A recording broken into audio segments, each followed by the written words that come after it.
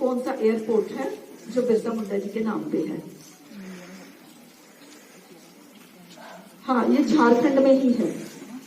तो बच्चों, बिरसा मुंडा के जीवन से आपको क्या प्रेरणा मिलती है कि आप लोग भी किसी से कम नहीं, एक छोटे से गांव का अति गरीब परिवार का बच्चा कितना महापुरुष बनो। तो ऐसे महापुरुषों के जीवन से हम सबको प्रेरणा लेनी चाहिए कि नहीं। और जब भी बच्चों आपका खाली समय होता है ना, अपना सिलेबस की पुस्तकें तो पढ़नी ही पढ़नी है आपने। खाली समय देखो, आज के दौर में आप कितने लकी बच्चे हो, आपके पास ज्ञान प्राप्ति के कितने सारे साधन हैं। आज से 25-30 साल पहले इतने सुलभ साधन नहीं थे, यानी इतने इजीली ज्ञान प्राप्ति का कोई सोर्स नहीं था, नॉलेज गेन करने का कोई सोर्स नहीं था। लेकिन आज के युग में ज्ञान प्राप्ति के लिए, यानी नई नॉलेज गेन करने के लिए कितने सारे सोर्सेज आपकी मुट्ठी में है।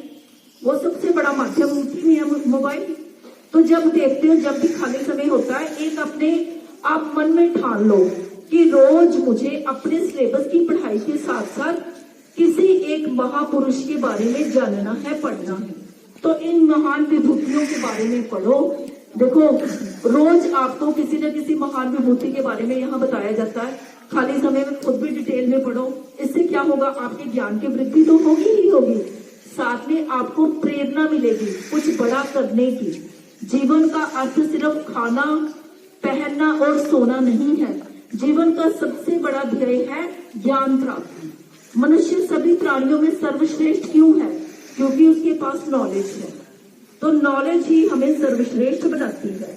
और ये जो आपका विद्यार्थी जीवन है, इस समय क्लास में मैं तो आप लोगों को कहती ही रहती हूँ, लेकिन जो बच्चे मेरी क्लास में नहीं होते उनको मैं फिर से ये उनको संदेश यहाँ इस माध्यम से देना चाहूंगी कि बच्चों, ये जो आपका विद्यार्थी जीवन है, इस समय आप सुपर इंटेलिजेंट होते हो। क्यों?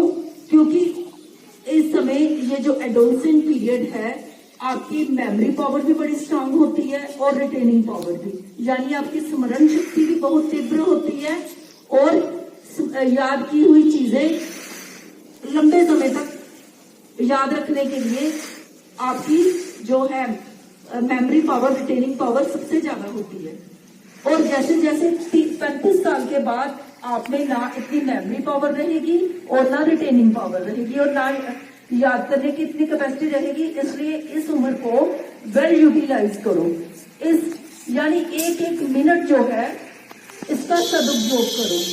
इस उम्र का पड़ा हुआ सारी उम्र काम आता है, जो कि मैं क्लास में अक्सर बताती हूँ।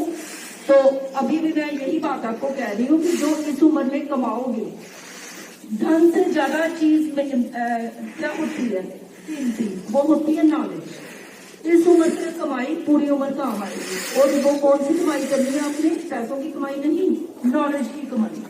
तो एक आदत डाल लो कि रोज का रोज आपने सिलेबस तो अपना करना ही करना, उसके साथ साथ कुछ नया ज्ञान भी प्राप्त करना है। तो मेरी इस बात को अपने जीवन में कितने बच्चे उतारेंगे बताइए?